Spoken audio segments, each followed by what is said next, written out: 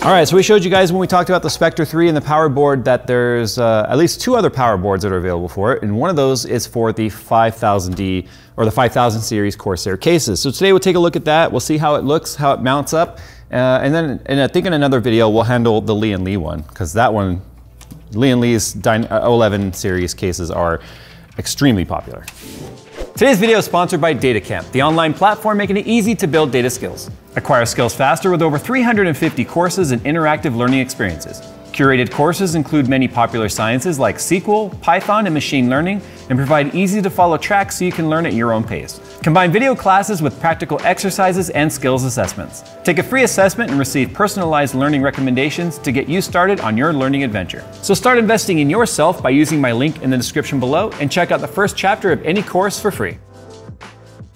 So first things first, this is a really tight panel. Okay, so the 5000D airflow is what we have here, but this will work with the 5000 series cases, which will include the X, which is tempered glass on the front and on the top, and the D airflow, which is the standard one.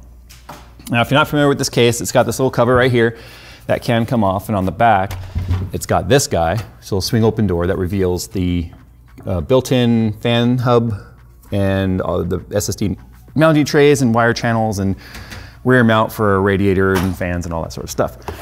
Take a look at the power board. These are extremely simple versus the one in the Spectre 3, because remember in the Spectre 3 it's built into the manifold, and it's also got a distribution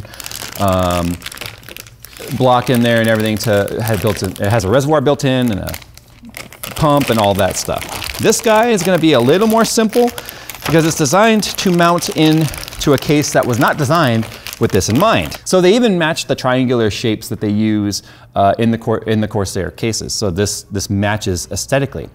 But check this out. First thing first, on the bottom right here, and I do believe this is the bottom, we've got all of our inputs, because we have to get power to it somehow. So just like on the Spectre 3, we're gonna come out of the power supply and plug into the bottom of the board.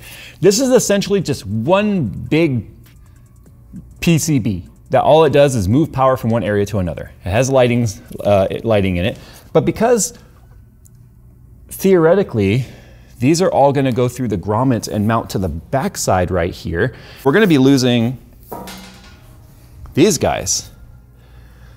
To make up for that, we have 2 mounts right here for 2.5-inch SSDs. So let me get one and show you how those look. That's what I love about Singularity computers, is they think like, well, while we're in there, what else can we do? So it's just like a hot swap. So that's just gonna boop right in there, and then you'll screw it down right through there. So what that obviously means is on the bottom, and there they are right there, we've got 2 SATA connectors that plug in right there. No other SATA cables or power needed for that. Do you start to see the coolness of this? If you want to turn the power board lighting off, you do have a little switch right here that can be toggled to on or off. You can see we have our ARGB out right here, and then more ARGB right here. So the one with the white square around it, that's always the in. So that's the input signal for the adjustable RGB, and then these are outs. 3 fan headers right there, 4 more fan headers right here. These are all fan outs. This is fan in. So you could use this fan in signal from the CPU, which would make all the fans in the system speed up and slow down with PWM controlled by the CPU. So the CPU usage goes up, fan speed goes up, everything cools down. This changes everything when it comes to cable management. Like, this puts people that care about cable management out of a job. So what we've got here are a few different height standoffs. And the standoffs are obviously specifically designed for this guy right here. ARGB cable extensions, if you need to extend them from the board to wherever they plug in. Or you obviously need a way to go from the motherboard to the inputs. The way this mounts is pretty simple. You replace all the motherboard standoff screws that are currently on there for the ATX setup. They have slightly longer threads. That way you can then use these long standoffs on the backside, which gives you something to actually mount the power board to. It also gives you some space there so that you can, if you have to run like these cables or whatever underneath it or kind of through it, I guess you can. We'll see how well those fit after this is on.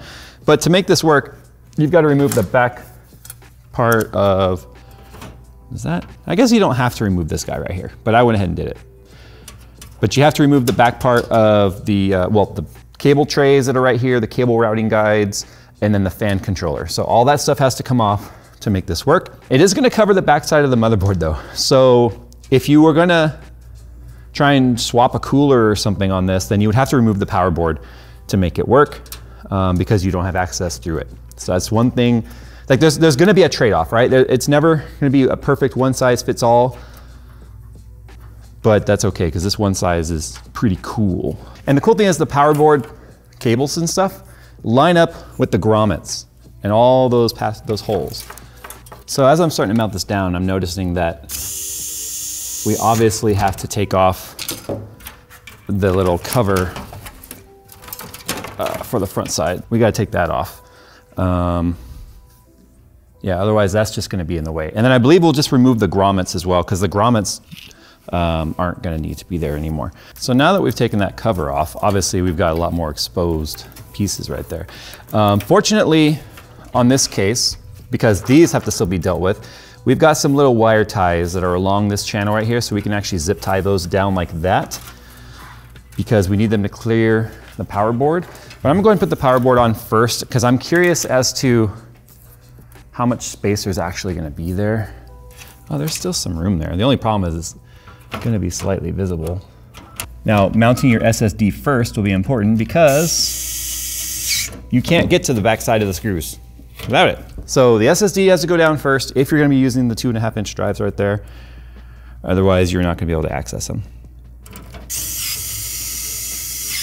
There. I guess I should do the top corner too. Get all 4 corners in there. But this is pretty awesome so far.